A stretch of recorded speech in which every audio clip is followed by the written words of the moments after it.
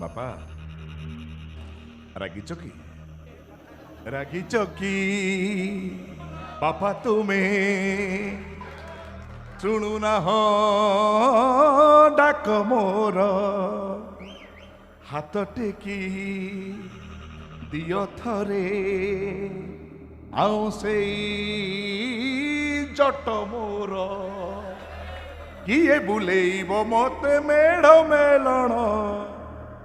କାହା କାନ୍ଧରେ ବସିବି କୁହ କିଏ ରଖିବ ଯେମିତି ମୋ ଖବର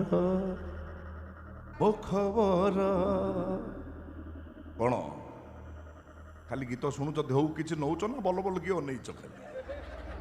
ନା ଭାବୁଛ ଅନ୍ୟାୟ କରିବନି ଅଧର୍ମ କରିବନି ଅସତ୍ ପଥରେ ଯିବନି ସେଗୁଡ଼ା ସବୁ ମୁଣ୍ଡରୁ ହଟାଅ